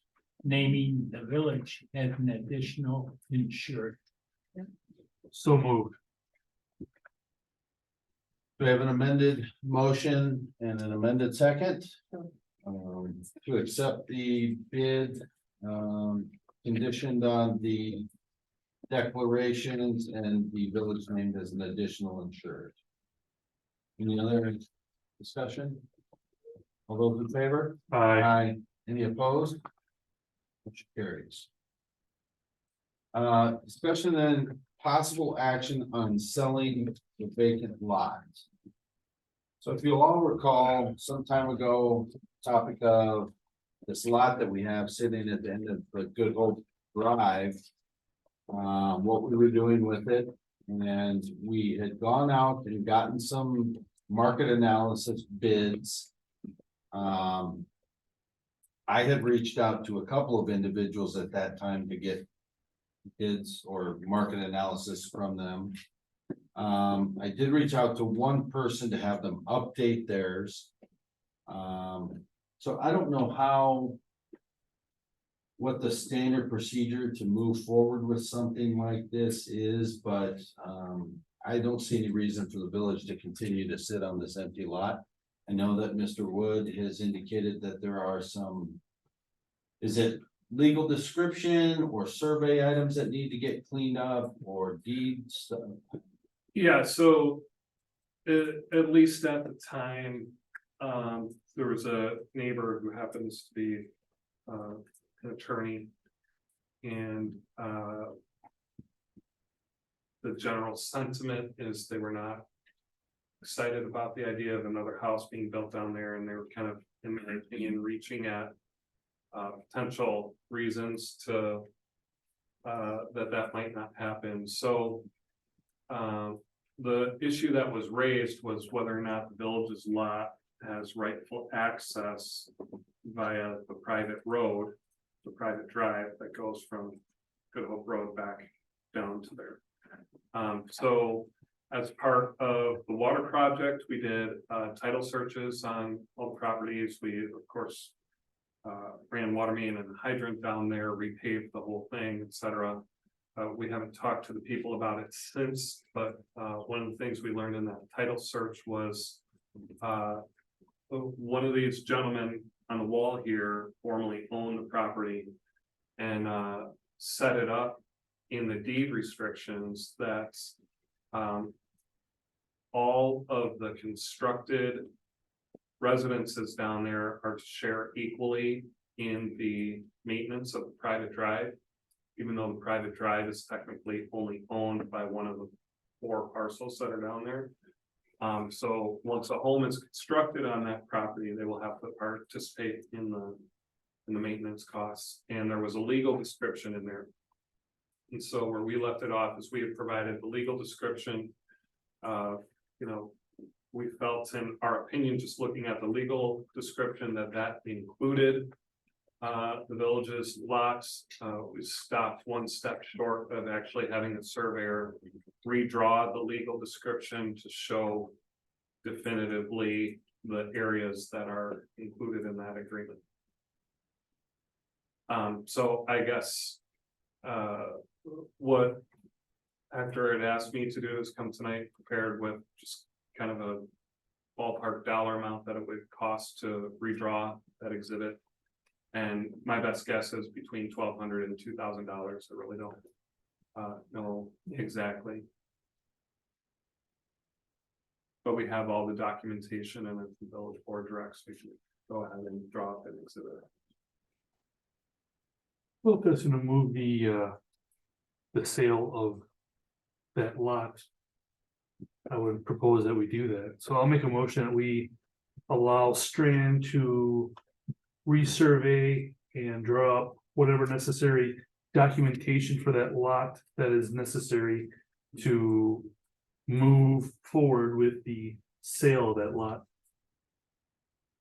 We have a motion, do we have a second? We have a second, any further discussion? So what would be then, your recommended next step then, Hector, once that's done, would we go out and gather updated analysis and move forward into a process of selection of who to list the property with? Do we list it ourselves? Well, I think that the most prudent thing and cost efficient way to market the property would be to approach realtors for market analysis, both realtors who have been involved to this date and others that might have an interest in listing the property. As we saw from the presentation made by Mr. Camera, property values in the village have gone up quite a bit.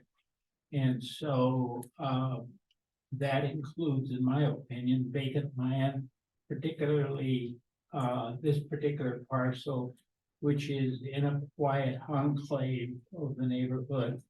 There is the burden of participating in the upkeep of the access road. But that is something that would probably not discourage a buyer because it's just recently been replaced. And it's in proximate location to the school, which is a very strong aspect of this community.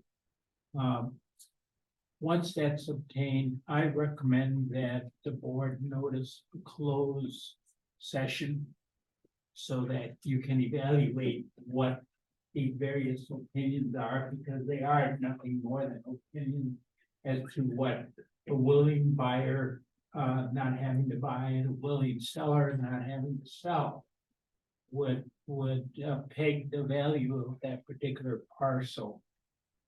It's fully serviced, from what I understand, and water and sewer, and up until now, the village has been maintaining it. During a closed session, you can decide how you want to make it available. You can make it available by listing it yourself, getting the word out informally. There are many people who obviously feel that the village is a very desirable place to live, as evidenced by the success of these TIP projects. And if the board feels that it needs professional guidance, it can negotiate with one or two brokers to see what opportunities there are. And you can proceed from there. There is no formal protocol that you have to follow in determining value of any land that the village owns and wishes to sell, liquidate. You have to be convinced that it's a reasonable price. And in addition, we can, along with the market assessments, ask the village's assessor to weigh in. That way the assessor can also lend her view of what the value is as compared to surrounding communities. So that you find out whether you're in the ballpark or not. One last thing which just occurred to me. One of the things you're also going to have to think about in your closed session is the timing of the sale. Right now, it is a hot market, but it's a hot market primarily for established homes, largely at the entry level. Someone acquiring this lot will probably have to pay a premium, interest rate for the acquisition of the lot and for the loan for the home. So this is something that you're gonna have to evaluate as to whether the village wants to continue to hold on to this investment, which was deliberately pursued by the village when it became available. Thank you. Any other questions or comments based on? This is the access road that was behind, Shaver Brothers. Okay. Sits up back behind. I know. Landry Elementary. So it's a possible we can build on it and sell it from there, or is that not an option? Why would we want to do that? No. Want money? Yeah, I don't think we want to get in the business of. Real estate, developer, but- no way. Just a question. Yeah, no. A valid question. Okay.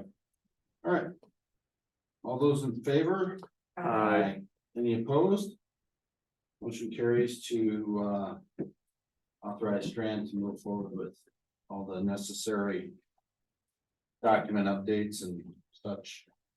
Item number 14, discussion of possible action regarding amendment number 2 to engineer contract 21-02 with Strand and Associates Inc. related to Custer Lane Lift Station construction related services. Yeah, in a nutshell, our contract is a hourly contract and the last amendment expired at the end of June, technically. We of course would have hoped that the station would be done by then, but there's a few outstanding items that remain. I'll just read off a list for that. So the project has reached partial substantial completion, and major components that remain include the backup generator startup. It's been delivered and installed, but the startup of the operator, which is the Village of Sussex, has not yet taken place. SCADA checkout of the generator and damper operation following startup. Follow up on the initial project punch list that was generated from the July punch list review meeting. I'll note that most items remaining are related to electrical components, wiring, labeling, etc.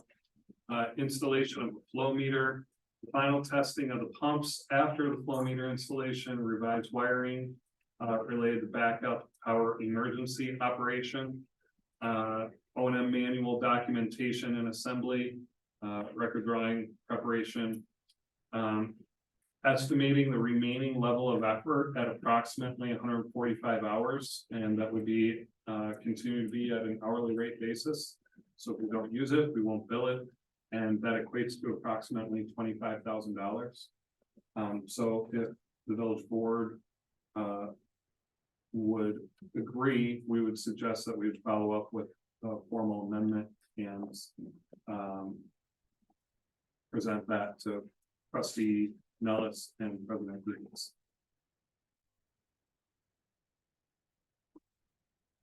I'll make a motion and we allow Strand to amend their contract for the Custer Lane lift station at this time. Second that. We have a motion and a second. Any further discussion? Questions? Comments? Yes. It's a formality, but nevertheless an important one, and perhaps this is for Brenda. Are there funds in the budget to accommodate this? It's paid out of its bin. Yeah. Mhm. Okay, and there are funds in it. Okay, so we have a motion in the second to approve the amendment number 2 to the engineering contract to Strand for, I believe you said 145 hours and approximately $25,000. Correct. Not to exceed. All those in favor? Aye. Any opposed? Motion carries. Item 15, discussion of possible action for pay application number 10 for PTS Contractors Inc. for the Custer Lane Lift Station project. Okay, so the first thing I want to call your attention to on this is the date. So you'll notice that this was submitted back in May. So they reached a threshold of completion where we require that most, if not all, of their shop drawing documentation is. Yep, this is the amended, an amended agenda item. Oh, okay. But we don't have anything. Okay. No, okay, there isn't Sorry, anything. I can talk you through this. This is fairly straightforward. So this is. PTS contractor is building Custer Lane lift station. They submitted pay application number 10. Toward the end of May. And the amount that they requested on this request is $92,048.95. That's still holding 5% retainage overall on the project. The reason why we did not authorize this or bring it to your attention yet is they reached a threshold in the percent completion of the project that requires them to submit completed documentation, revised shop drawings that had addressed all of our previous comments, etc. So it took them a couple months to pull all that documentation together. So we have reviewed that and feel comfortable with this.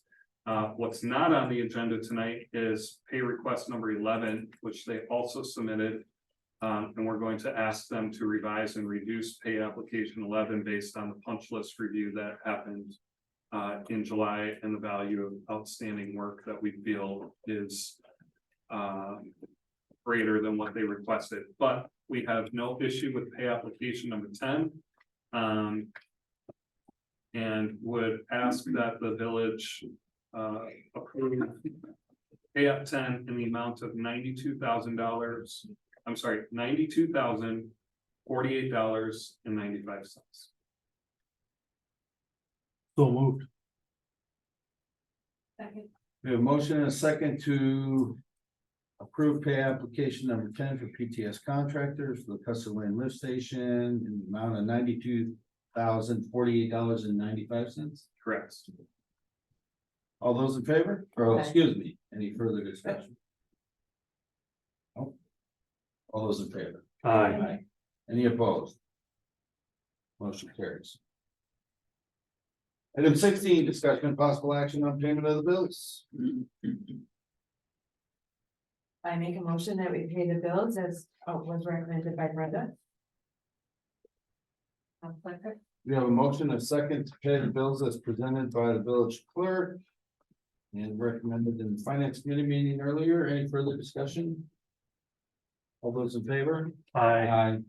Any opposed? Carries. Item 17, engineers report. I want to touch on a few outstanding items, some of which were brought up in public comment today. First in regard to Forest View Drive and the ponding water, etc., just for the benefit of the new trustees. A decision was made early on in the project to not install storm sewers on Forest View Drive. We could get into the technical details at some point, but ultimately the most sure solution to address ponding within the right of way / what people, even into front yards and in driveways in some circumstances, would be to install storm sewer. So the overall big picture strategy was, as part of the water main projects, to rehabilitate the road's surface, which was in poor condition. Part of that included adding some material. And then you have a finished surface where you don't have water infiltrating into the road anymore through cracks in the road. But also people notice the effects of it more because the road is higher than it used to be, which means that water is running back toward their driveways in some circumstances. The village has, over the course of the last year and a half, redone a handful of driveways. And most recently, as part of the Hartford Landscape Turf Restoration Contract, included on Miss Maddle and a couple of her neighbors' properties, doing some ditching near the road. Now, these are, make no mistake, these are ditches to nowhere. The issue was when the road was raised, instead of the yards draining toward the road, now there are these kind of depressed areas that are very shallow and consequently wide swaths of front yards that were getting flooded. So, what we kind of devised as an improvement, albeit not an ultimate solution, was to cut some 6 foot wide and approximately 6 inch deep swales, and then put high infiltration rate sand soil mix in there. And they dug down until they reached the gravel backfill of the water main trenches. So in effect, we were trying to create a bit of a French drain situation. We knew, and in my opinion, had communicated to these property owners, it's not that you would not see any ponding in your front yard, it's that the ponding, when it happens, would be confined to a lesser area of the yard, and that it would infiltrate at a much faster rate. The amount of rains that we've received today, I'm not sure about up here, but in other parts in the region, you know, we're talking about over 2 inches of rain today. It's the first storm we've seen like this in months and months. I did not drive through there. I'll drive through there after the meeting to get a look. And you know, the unfortunate answer is, I think the village has done all that it can do for now. And to tie it together back with the gentleman from Eller's presentation, the overall picture was to count it as a win that the roads were able to get resurfaced as part of the water main project, which should buy the road surfaces enough life to get to a time period that aligns with when the TIDs close. And then the village will have much more significant borrowing capacity or just revenue period to take on projects such as installing storm sewers in that area. I know that some of the turf restoration is still incomplete. To put it politely, we did a punch list walkthrough with the contractor on July 17th. Of the 65 properties, approximately 20 were counted as complete, and the rest required continued watering, some spots and overseeding, etc. I've reached out to the contractor a couple of times, once obviously this week, once last week, to try to talk to them about their plan to complete it. While I haven't heard back from them, I understand that they've been out at least once watering. I know they provided some information to Trustee Yates and myself just about, you know, what dormant lawns look like, et cetera, et cetera.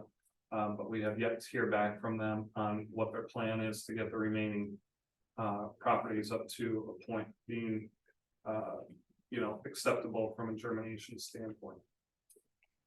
Concerning Rock Point Village and the landscaping that Mr. Summers brought up earlier, the developer has acknowledged that, you know, as of a couple months ago, they were working on a revised landscape plan, and I have not seen that plan revision from them. So I will prod them about plan commission. They know that they need to bring that their final formal plan to plan commission. So I will prod them about that again. Their project over at Stonewood Trail, I believe they're still waiting on their blaster to do the blasting of utilities on phase 2, and then they still intend to install water main and sewer down there yet this fall. Trying to think if there are any other outstanding moving items at this point, and that is all that comes to mind. Any comments about signage at Rock Point? Has that been? Thank you. No, their kind of monument sign at the entrance has not been installed. That's supposed to be part of this landscape plan revision. Their overall intent is to finish the final lift of asphalt in the entire development this fall, and they would be installing the monument sign in coordination with that. I did I do know that because of the way that entrance was constructed and the concerns with vision, triangle things in that ingress egress area. Art Sewell did speak to me about the possibility of, rather than putting it in the boulevard like they had come back and they wanted to make a third change, because initially it was gonna be on the back of the garage, and it was gonna be in the boulevard. Now they would like to do it somewhere off to a corner. So I assume that will be incorporated into that. That's what I indicated. That's my expectation as well.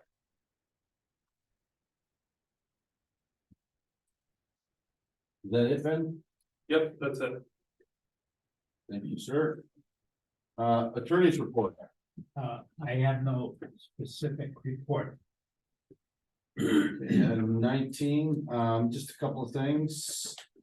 National Night Out was a big success, I think, correct, Chief?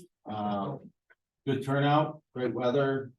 Thank you to all of the community volunteers and agencies and organizations and Lions Club and all of that, so I think that went very well. The awareness walk, the Landon Awareness Walk for Hope and Healing is coming up this Saturday. If you can attend, I encourage you to do so. That will be our second annual, and Liz has really kind of stepped it up. She's got some pretty neat speakers lined up. I think Paul Farrow is going to come in. Chris Farley's brother is going to be speaking. And a revised route, I think, which I assume she's worked out with you, Chief, correct? Yes. So that's this Saturday morning. If you can come out, please do. And then the website. So this has become like a unicorn. We've been hearing about this for a long time, and so I have instructed Mr. Rudolph, who's been in touch with KCOM, to push forward with the limited feedback and changes that we've gotten from the various committees and groups. And to go ahead and push this forward and to go live with the new website, and we will just adapt as we identify issues or changes that need to be made. And we'll move forward from there. So I believe tonight or today sometime he was going to launch the new village website. I received a test page from him today earlier, so I think they were working on rolling that out. I was kind of watching some changes happen throughout the day, so I don't know when they're gonna actually flip the switch, but should be by tomorrow morning, I would think. Virtual. Car show? Oh, yeah, car show was a huge success. I haven't heard any numbers from Jan. I know that preliminarily the day of, she anticipated over 900 cars. I don't know how many visitors. You guys were out of sausage probably by what, 8 AM or something, the Lions? 9. 9? And between 6:30 and 9, we had served over 400 breakfasts. Yeah, I mean, it was a huge crowd. I mean, I saw cars leaving, they couldn't even find a place to park by, 10 o'clock. Yeah, we believe we got to 1,000. I think so. It's pretty close because we filled the back lot, Yeah. which we've never done before. Yeah. And we had 869 last year, and this year there was far more. Well, I think she said she did 900 dash tags and they were gone. So, By 9 o'clock in the morning, right. So, 9 o'clock in the morning. yeah, pretty big show, nice day, good turnout, and hopefully Jan can come and give us maybe some formal results in the near future, so. And I might add that the video that we shot last year has gone over 1.75 million views. So people know about the village of Land. Awesome. Excellent. That's all I have. I'll make a motion to adjourn. We have a motion and a second to adjourn. All those in favor? Aye. Aye. Any opposed? Sure. We're adjourned.